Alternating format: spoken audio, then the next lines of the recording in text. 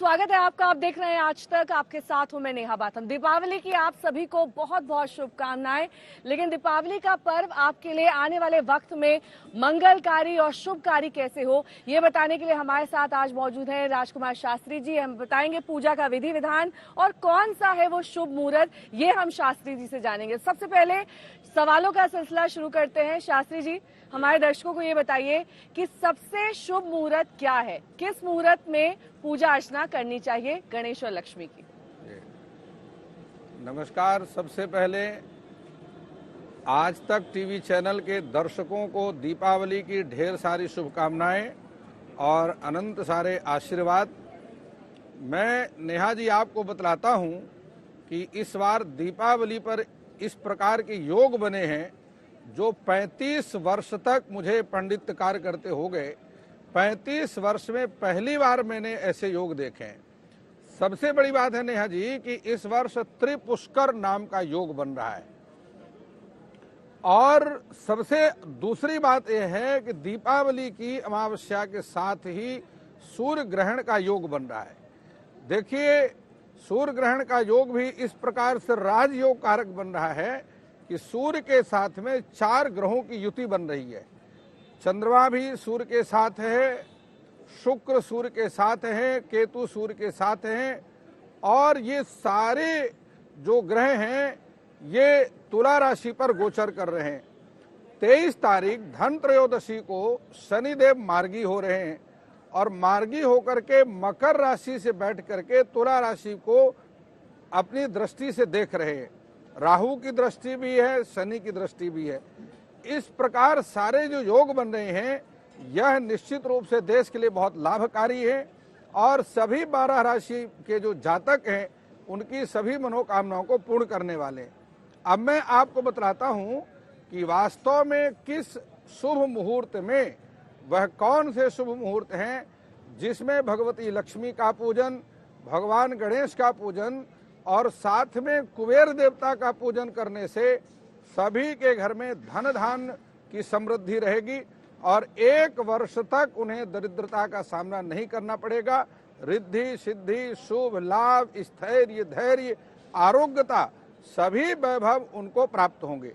तो सबसे पहले मैं आपको बतलाता हूं कि इस वर्ष 5 इस प्रकार के मुहूर्त बन रहे हैं।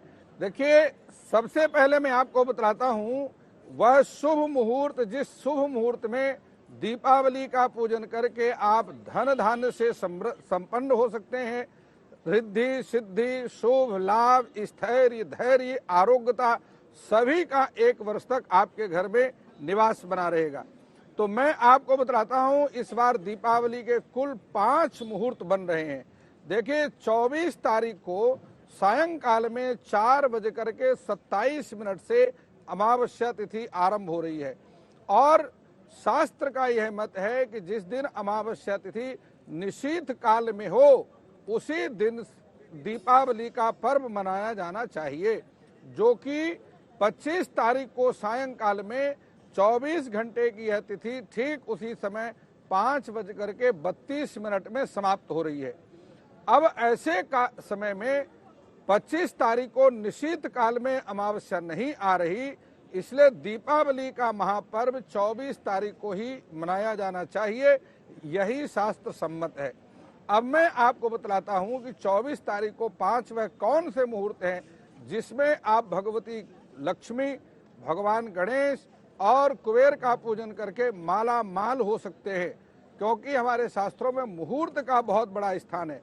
देखिए नेहा जी, सायंकाल में 5:32 से एक गोधूली मुहूर्त आरंभ हो रहा है जिसको प्रदोष काल कहते हैं और यह 7:30 तक रहेगा।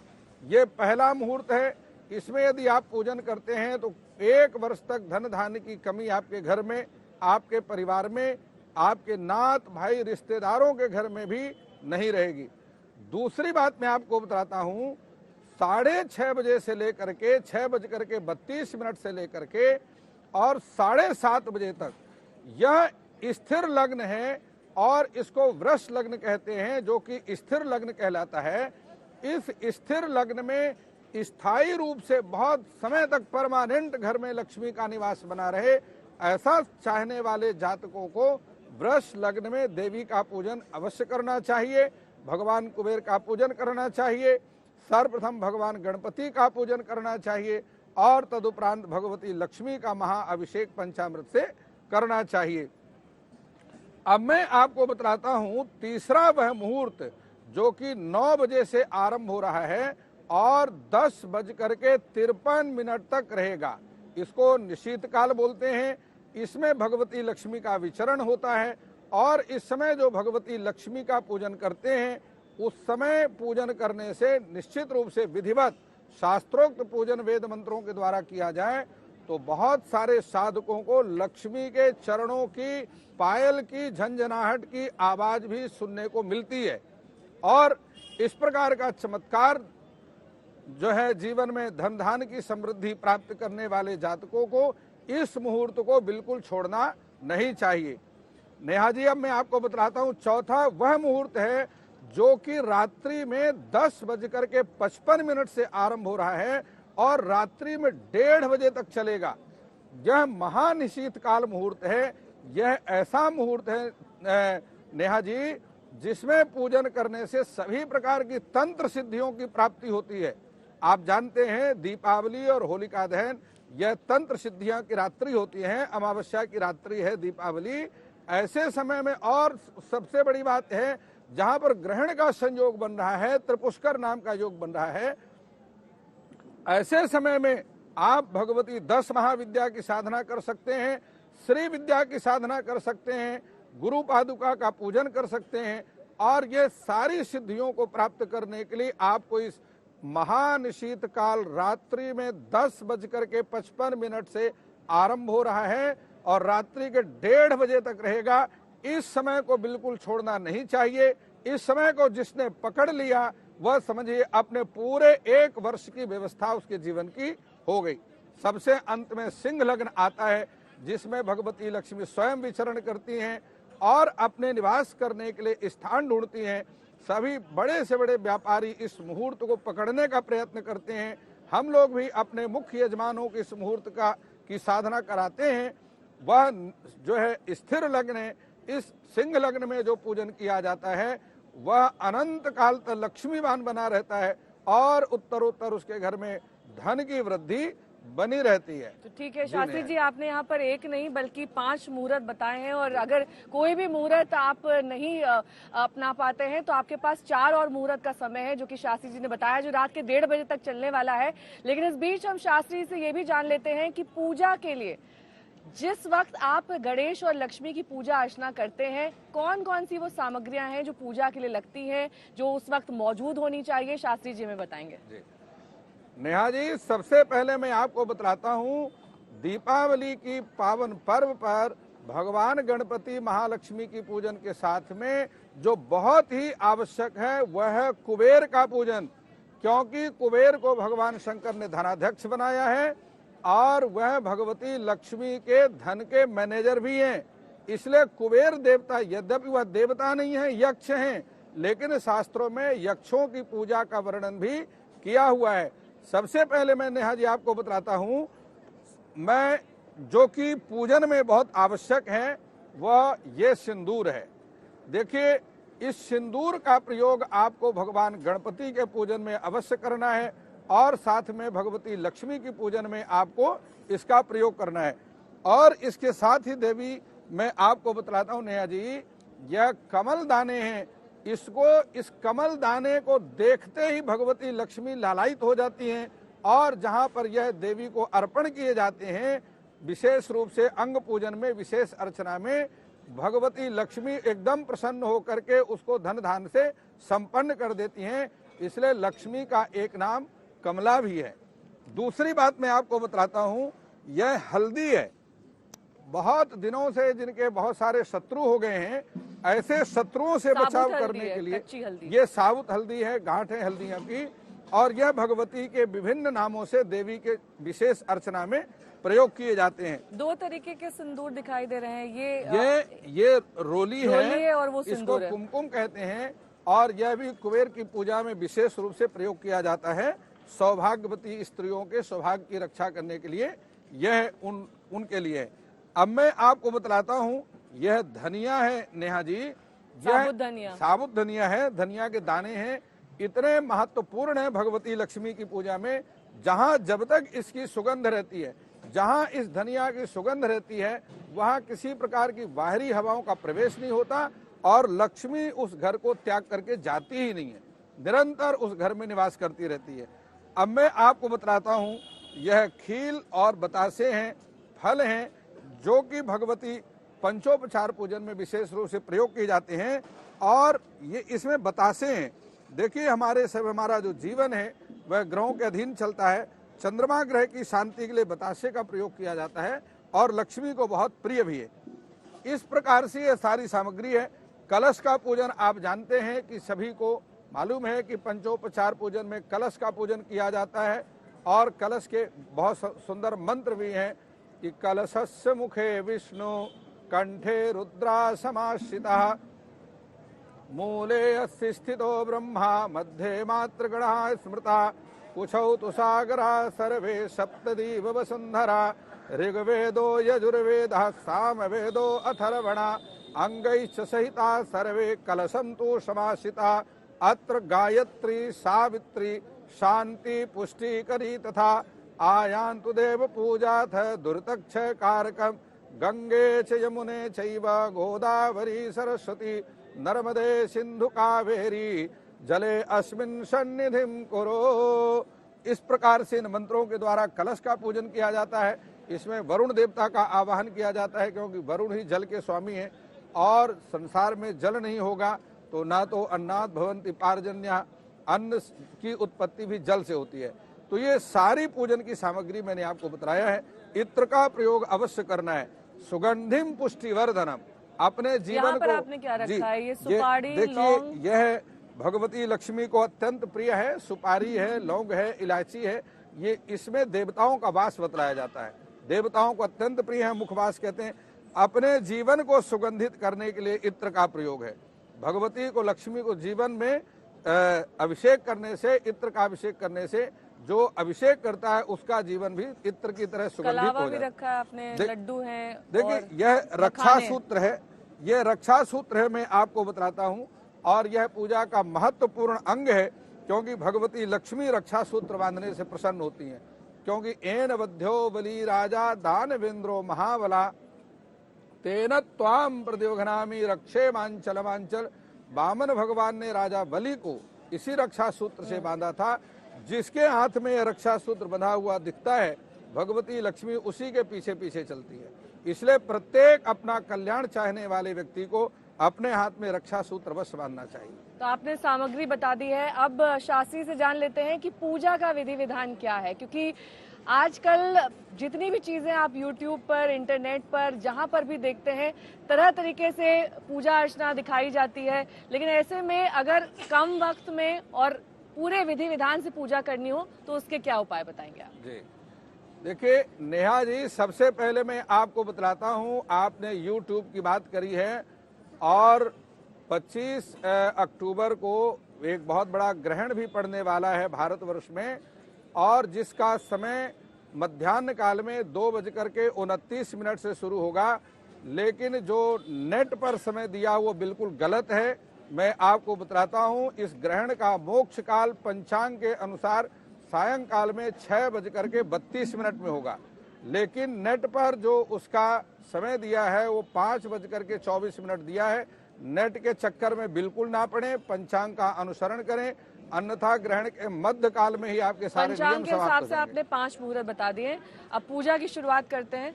सबसे पहले पूजा अर्चना में क्या करेंगे? जी, देखिए नेहा जी, आपको बताता हूँ, सर्वप्रथम इस प्रकार से एक चौकी बनानी है अपने पूजा स्थान में। और सबसे बड़ी बात, 2 बातें मैं आपको बतलाता हूँ आपके चैनल के माध्यम से। जो धन धान्य से संपन्न होना चाहते हैं वह अपने घर का जो ब्रह्म स्थान है, घर का जो मध्य स्थान है, यदि वहां पर किसी प्रकार से सोफा, टेबल इत्यादि रखे हुए हैं, वो गलती ना करें, उसको बिल्कुल वहां से हटा दें। ब्रह्म स्थान को बिल्कुल खाली करके रखें यदि आप धनवान बनना चाहते हैं। दूसरी बात यह है नेहा जी, ईशान कोण में किसी प्रकार की गंदगी ना फैला करके रखें।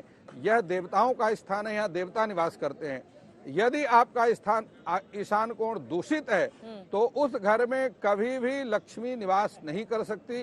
वो 1000 मेहनत कर ले, कितना भी प्रयत्न कर ले, लेकिन उस घर में लक्ष्मी का निवास नहीं हो सकता। लक्ष्मी और गणेश का मुख किस तरफ होना चाहिए, किस दिशा में? देखिए, यहाँ पर जो सबसे बड़ी बात है कि लक्ष्मी गणेश का मुख किधर होना चाहिए, महत्व तो इसका नहीं है। महत्व इसका है कि जिसने पूजा करना है उसका मुख किधर होना चाहिए। पूजा करने वाले के लिए सर्वोपरि स्थान है, या तो वह पूर्व दिशा की तरफ मुख करके बैठे, अन्यथा उत्तर दिशा की तरफ। यह कुबेर की दिशा है और पूर्व दिशा देवताओं की दिशा है। यहाँ पर ये 2 ऐसी दिशाएं हैं जहाँ पर पूजा करने वाला अर्चक अपनी फेस डायरेक्शन करके बैठे। अब मैं आपको बताता हूँ, सर्वप्रथम एक लकड़ी की चौकी पर सफेद वस्त्र बिछाना है और उस सफेद वस्त्र को मध्य में स्वस्तिक का निशान बनाना है और उसके बिल्कुल पश्चिम दिशा में नवग्रह की स्थापना करनी है। ईशान कोण में आपने कलश की स्थापना करनी है और अग्नि कोण में साउथ ईस्ट में आपने अखंड दीपक जलाना है। अखंड दीपक आप शुद्ध घी का भी जला सकते हैं, अन्यथा तिल के तेल का दीपक भी।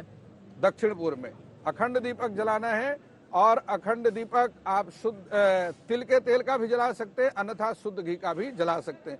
लेकिन सरसों के तेल का अखंड दीपक जलाने की गलती ना करें।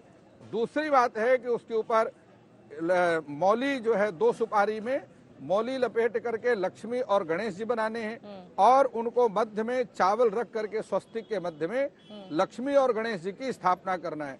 संभव हो सके तो इस प्रकार जैसे आपने लक्ष्मी गणेश जी की प्रतिमा स्थापित की है, लक्ष्मी गणेश जी की प्रतिमा अथवा चित्र भी स्थापित कर सकते हैं। लाल वस्त्र पे लक्ष्मी जी और लाल वस्त्र में लक्ष्मी जी और पीतांबर में भगवान गणपति, अथवा हरित वस्त्र में भी गणपति को आप विराजमान कर सकते हैं, लेकिन लक्ष्मी के लिए तो रक्त वर्ण ही चाहिए। अब मैं आपको बताता हूँ, ये सब कुछ करने के बाद शुद्ध वस्त्रों को धारण करके पूर्व अथवा उत्तर दिशा की तरफ मुख करके सबसे पहले आचमन करना है। आचमन करते समय ओम केशवाय नमः, ओम नारायणाय नमः, ओम माधवाय नमः, इस प्रकार 3 मंत्रों का उच्चारण करना है। उसके बाद हस्त प्रक्षालन, हाथ धोना है। ओम ऋषिकेशाय गोविंदाय मधुसूदनाय नमः। इसके उपरांत पवित्रीकरण करना है। तीर्थों का जल, गंगा जल इत्यादि अपने सारे शरीर का प्रोक्षण करना है, शरीर के ऊपर छींटना है और उसके बाद स्वस्ति वाचन करना है। स्वस्ति वाचन से पहले शास्त्र कहते हैं देवा भूत्वा देवान यजेत, पहले स्वयं देवता बनिए, उसके बाद देवता का पूजन करिए। तो देवता कैसे बनेंगे? मस्तक पर तिलक लगाना है और तिलक के ऊपर अक्षत लगाना है, चावल लगाना है और इसके बाद अपने दाहिने हाथ में, यदि विवाहित महिलाएं हैं तो उन्हें अपने बाएं हाथ में, और यदि विवाहित नहीं है या पुरुष हैं उन्हें अपने दाहिने हाथ में रक्षा सूत्र बांधना है। इतना सब कुछ करने के बाद वहां की भूमि का शोधन करके और पूजन आरंभ करना है। सबसे पहले स्वस्ति वाचन करना है, गणेश स्मरण करना है और सबसे महत्वपूर्ण है पूजा में संकल्प। संकल्प बहुत आवश्यक है।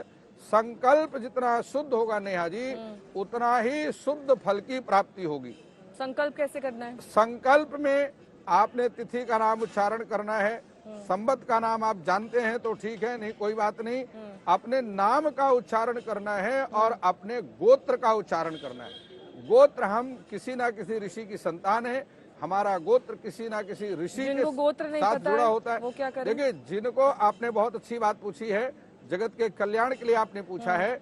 सबसे बड़ी बात है कि बहुत सारे लोग हैं उनको अपने गोत्र का नाम पता नहीं है।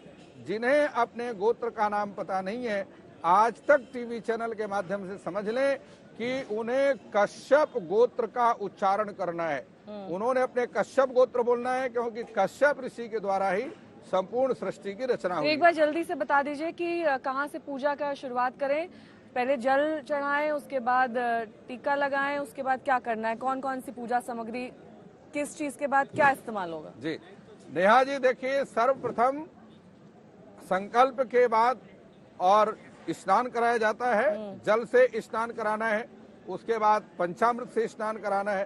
पंचामृत से स्नान के बाद पुनः शुद्ध जल का अर्पण करना है और उसके बाद लज्जा निवारणार्थाय वस्त्रम समर्पयामि, उसके बाद वस्त्र अर्पण करना है। वस्त्र अर्पण के बाद दुराचमनीयम जलम, दुराचमनियम पुनः जल अर्पण करना है।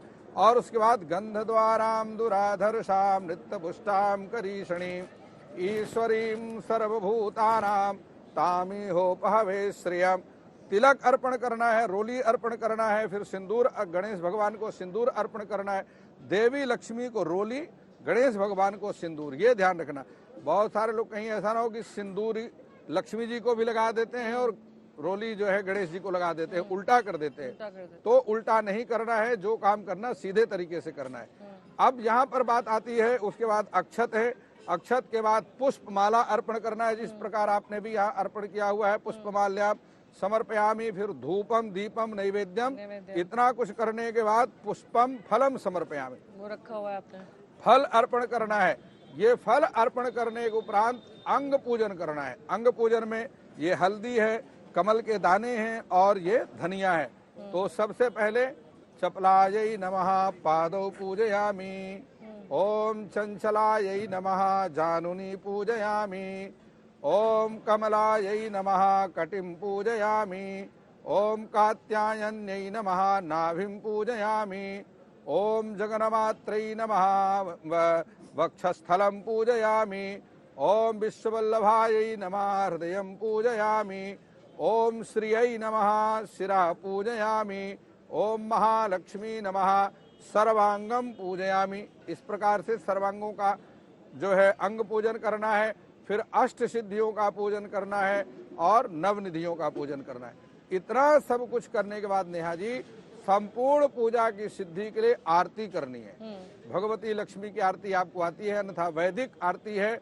ओम चंद्रमा मनसो जात चक्षो सूर्यो अजायत श्रोत्राद् वायुश्च प्राणश्च मुखादग्निरजायत। इस प्रकार आरती करने के बाद भगवती की 4 परिक्रमा करनी है, अन्यथा 3 परिक्रमा से भी काम चल जाएगा। ठीक है, 3 अथवा 4 परिक्रमा करनी है। और सबसे अंत में क्षमा याचना करना है। हमारे मंत्रहीनम क्रियाहीनम भक्तिहीनम सुरेश्वरी यत्पूजितम मया देवी परिपूर्णम तदस्तु मे। और इस प्रकार से यह 5 दिवसीय दीपावली होती है। यह पूजा स्थान जिस प्रकार आपने पूजन किया है वो भाई दूज तक वहीं पर स्थापित रहना चाहिए। कलश हिलाना नहीं है। भाई दूज को जाकर के आवाहित देवताओं का विसर्जन किया जाता है। इसलिए प्रतिदिन वहां पर दीपक दान करते रहें, दीप दान करते रहें, धूप इत्यादि अर्पण करते रहें और आवाहित देवी देवताओं को नैवेद्य अर्पण करते रहें। ये सारा कुछ करने के बाद आप देखेंगे 1 वर्ष तक कितना सुखी आपका जीवन हो जाएगा। यही हमारी कामना है। बहुत बहुत शुक्रिया हमारे साथ जुड़ने के लिए इस कार्यक्रम में। राजकुमार शास्त्री जी आपको बता रहे थे पूरे विधि विधान से कि कैसे आप माँ लक्ष्मी और गणेश जी की पूजा दिवाली वाले दिन कर सकते हैं। और यही हमारी भी कामना है आज तक की पूरे परिवार की ओर से कि ये दीपावली आपके लिए शुभकारी हो, मंगलमय हो और बहुत ही ज्यादा स्वास्थ्यवर्धक हो। अभी के लिए हमें दीजिए इजाजत, लेकिन देश और दुनिया की तमाम खबरों के लिए आप देखते रहिए आज तक।